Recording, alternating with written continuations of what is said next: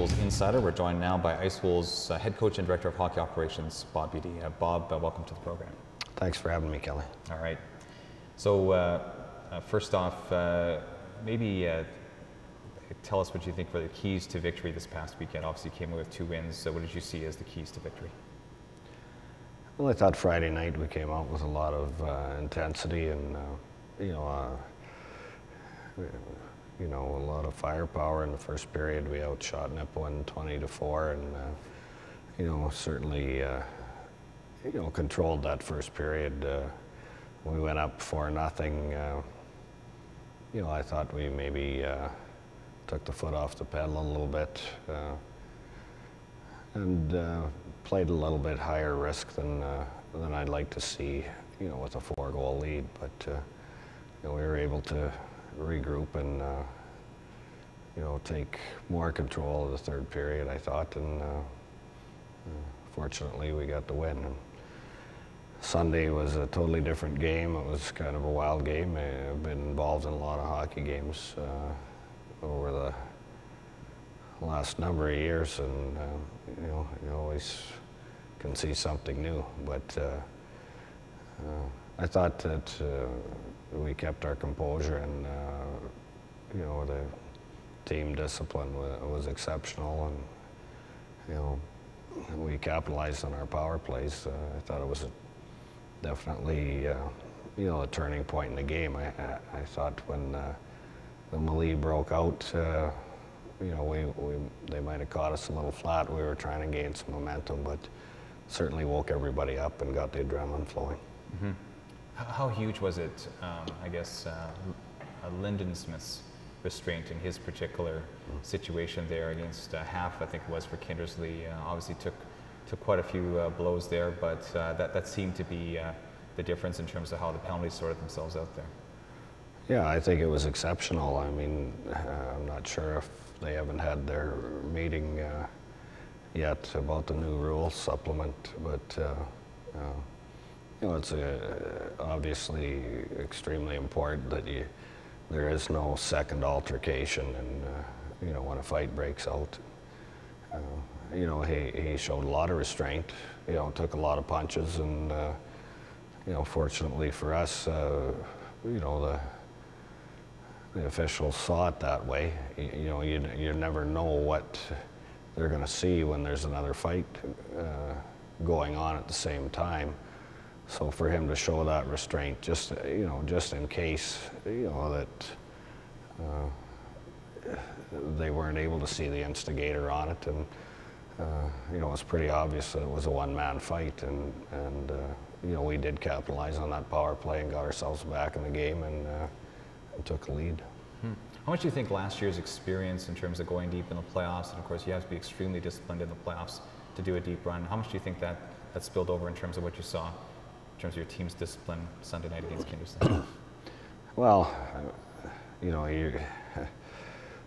don't want to get into a testosterone battle. It doesn't get you the win in the end, and winning is important. I think the guys learned last year that we played through a tremendous amount of adversity, to get where we were, and I think that there's a good solid core of leaders that have that experience, and in their mind, winning is definitely the main objective, and I think it showed. I think I couldn't be happier with our composure and our maturity. All right. Any individual performances that you're particularly impressed with this past weekend? Obviously, we talked about Lynn Smith's discipline, but anybody else that stood out for you? Well, I thought there was a number of players that stood out. Marc-Andre Carré and Justin Descharmes, Doug Lindensmith again on the offensive side of things. It's going to be a tremendous line. There's a tremendous amount of skill and ability there. I liked Graham Samaric. I like Nathan Boyer for young guys. They played extremely well. you know, our veterans, Richard Cameron, Nolan Sushot, Taylor Pillar, you know, Travis Egam's 3-goal performance on Sunday. You know, and I could go on. I think Justin Remlard's been a great addition to us. You know, he's an experienced guy that, you know, again, sucked it up and took a hit to the head with, you know, without retaliating, and you know, we ended up on the power play again.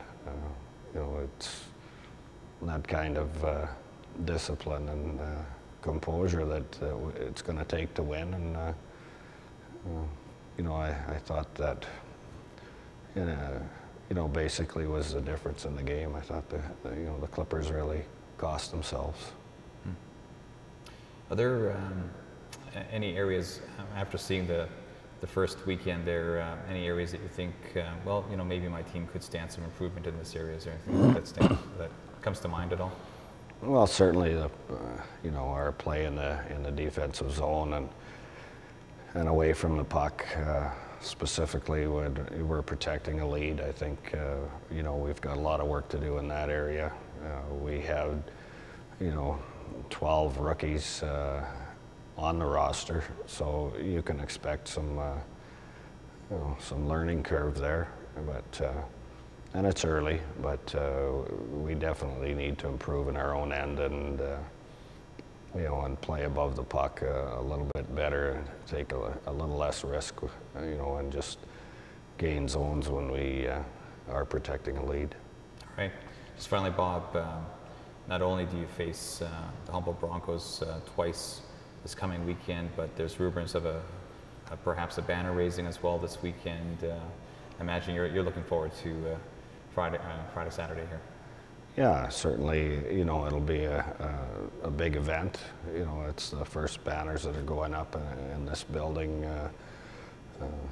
at least the first SJHL banners, and we're very proud of it.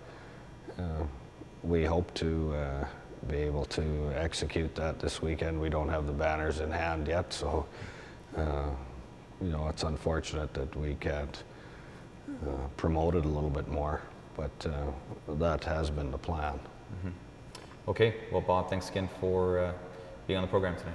Thanks a lot for having me, Kelly. All right, just joining us, this is Ice Wolves Insider, and we've been talking with Ice Wolves head coach Bob Beatty. We'll be right back with From the Stands.